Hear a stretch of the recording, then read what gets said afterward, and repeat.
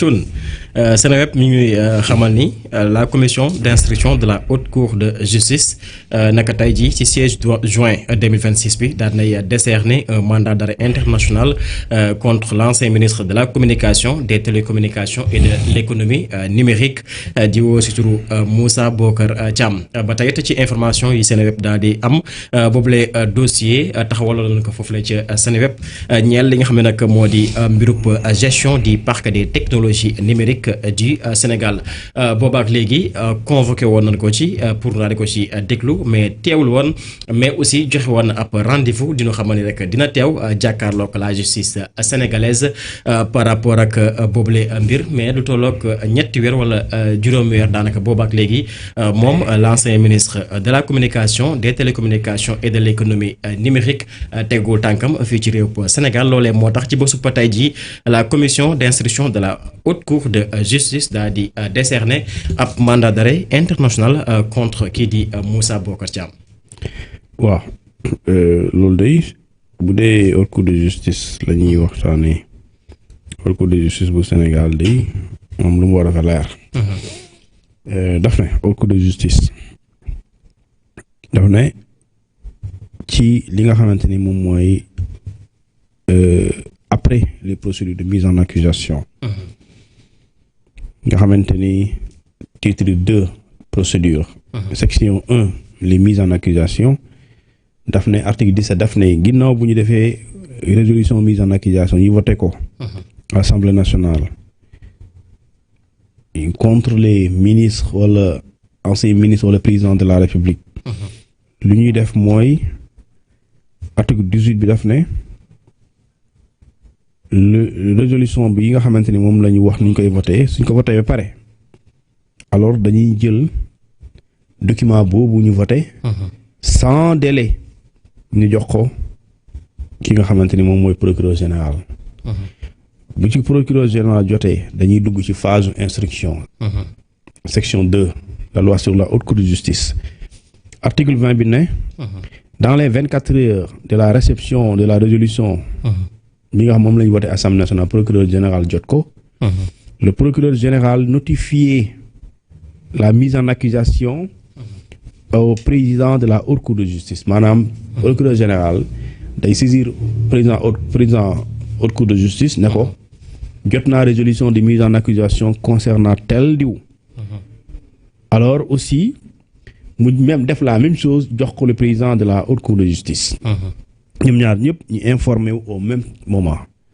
article 21 bi lu mu wax dafa leer daf ne ginnaaw bi commission d'instruction bi jotee ki xibaar yooyu information que ne waa ji def nañu résolution de mise en accusation article 21 daf ne la commission d'instruction est convoquée sans délai bu ko jotee si saasi wala ay fan bi ci topp dañ koy convoqué sur ordre de son président maanaam président de la commission d'instruction mu invité mu woo ki nga xamante ni moom mooy l'inculpé mooy waa ji kon Moussa Bocar Thiam pour que mu ne ko am nga droit am avocat maa yëg nga lu ma yëg gars yi tij wat nañ sa mise en sa résolution de mise en accusation mu ne ko am nga droit am avocat pour benn avocat boo xam ne régulièrement inscrit au Sénégal ou bien ak nit koo jàpp ne war na la mën a représenter rek tànn ko mu ñëw ñu ne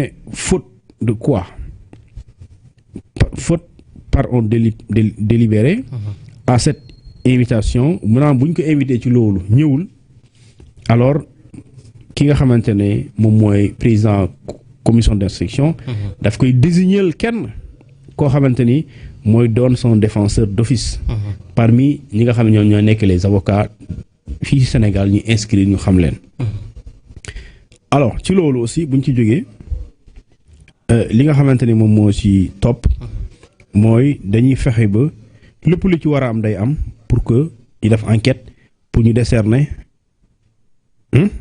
après bu ñu defee enquête pour dëgg après mën nañu décerner lu ñu tuddee tout mandat contre les accusés tout mandat yi am mooy mandat d'arrêt mandat d'amener mandat de dépôt mandat de recherche léegi nag puisque waa ji nekku fi mooy mandat de comparution nga waroon def kon nekku fi. mandat de comparution comme li ñu def Mansour Faye. mandat de comparution bokkul ak lu mu wutee convocation. mooy convocation mën nañ la ne 10 heures. mais mandat de comparution sëñ bi soo ñëwul dañ lay jëli. dañuy bindal heure bindal la bis. bindal la lieu bi ngay dem. léegi mandat de comparution mënu boo ko defee aussi gisoo ki nga koy defal parce que nekku fi. léegi puisque nekku fi mandat de comparution day tëb. mais mënoo def mandat d'arrêt parce que mënoo xamoo fu mu ne. kon boobu jarul ngay bind li ngay def mooy mandat d'arrêt mooy foo ko gis. jàpp ko yóbbu. te soo ko jàppee tànkam bu mu laal suuf. prison lu mooy mandat d'arrêt. mandat d'arrêt maanaam foo ko jàpp tànkam bu mu laal suuf prison. coppite yóbbu. soo paree justice ki la ko jàppalu woon. nga dem prison moom dina la wax ban jour laa ko soxla nga indil ma ko. donc loolu mooy mandat d'arrêt. donc kon moom depuis février. l'Assemblée nationale voté na la résolution de mise en accusation pour lu ñu tuddee ay faits de détournement de deniers publics. ñu jàpp ne lu am la. ak lu ñu tuddee blanchiment de capitaux. donc loolu nag on verra lan mooy doon la suite. ndax parce que ma waxoon na mu ngi ñëw. booba léegi xamul tax ñëwul. mais nee na coow li am foofu ca Moyen-Orient moo tax mënul woon ñëw. waaw d'accord yàlla baax na. ñun daal ñu ngi toog di déglu on est ay observateur la. alors moom mu dénoncé nee na procédure politique la nee na c'est une procédure politique boo xamante ni. du tere mu ñëw Sénégal. léegi nag dina jël congé ñëw. on verra. loolu la waxoon. on verra léegi ça fait presque 6 mois ñu gisaguñ ko ci Sénégal. mais tamit mandat d'arrêt bi même procédure lay doon ak kaaw Madiambal Diagne mën na fa nekk ay at te du dikk wala. ça dépend si foo nekk. ça dépend ci fi nga nekk. waaw xamuma fu mu ne. moom ne woon na mi ngi ci golfe bi. waaw léegi nag ñun pays boobu golfe xam nga golfe lu réew. golfe région la. ay réew yu bëri la.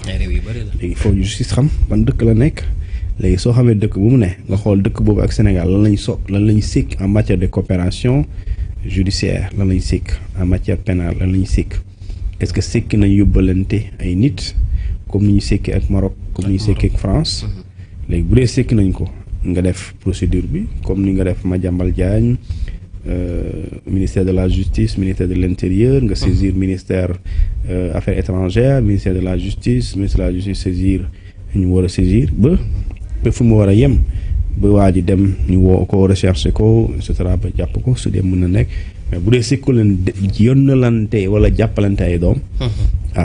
waa ji day nekk foofu de. du ñëw de déedéet. bu dee sekku leen ko di ñëw. loolu it beneen mbir la de. ça dépend maintenant réew boobu ak bu Sénégal lu ñu sekk en matière de yóbbante jottalante ay nit yu ñuy recherché wala yu ñu condamné ci wàllum yoon. comme bu doon France la nekk de kooku ni nga def Madiambal Diagne. noonu lay demee bu doon Maroc aussi mën na demee noonu. léegi bu doon man réew bu mu nekk laa xamul. bu doon xam naa ko mën naa xool ndax Sénégal ak réew boobu sekk nañ. li ñu tuddee coopération en matière pénale wala li ñu tuddee entraide judiciaire bu amul moom mënoo ko jàpp parce que doo dem këram jàmm di ko jàpp te sekkoo leen dara donc du demee noonu la. dina xaw a doy waar. à moins que nga def système ñu tuddee sa système israélien. te loolu moom loolu c'est des méthodes yu salte. loolu mooy dugg ci réew jàmm rek xam nga. jàpp gi nga soxla jàpp nëbb def ko ci sac. te loolu kenn du ko def. loolu day indi problème loolu kenn du ko def. loolu du ko def. donc kon li nga xamante ni moom mooy commission des lois jamono jooju li ñu ko doon joxtal dañ ne y a des indices sérieux et présomption sérieuse de détournement de deniers publics nga xamante ne loolu.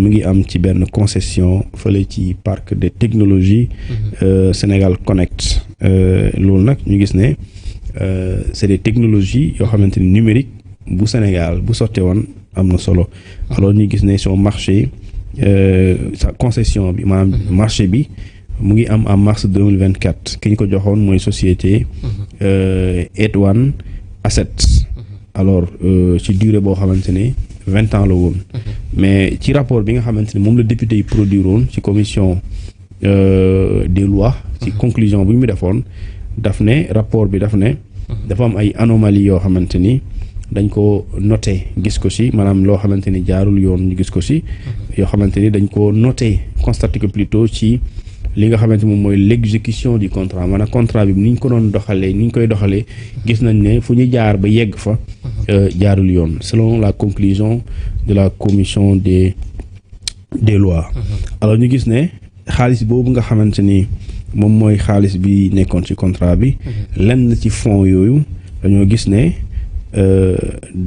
dañ ko yóbbu maanaam dañ ci utiliser pour dépenser ci pour une visite présidentielle maanaam président moo waroon dem foofu noonu ñu jël ci xaalis boobu ñu daal di ko dépenser mais ñu gis ne aussi ci conclusion toujours ci rapport bi mu ne infrastructure yi nga xamante ni moom la ñuy facturer ci xaalis bi waroon dem ci projet bi infrastructure yooyu fekkul sax ñu tabax leen ñu defar leen alors ñu gis ne bu ñu xayma montant bi mu ngi toll ci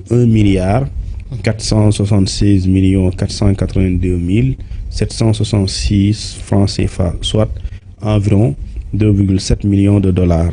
Alors ñu gis ne donc chef d'accusation yu ñu mën a teg ci table bi ci jëf yooyu ñu jàpp ne moo am ñu gis ne benn c'est des accusations telles que la concussion le détournement de deniers publics le blanchiment des capitaux et l'association de malfaiteurs.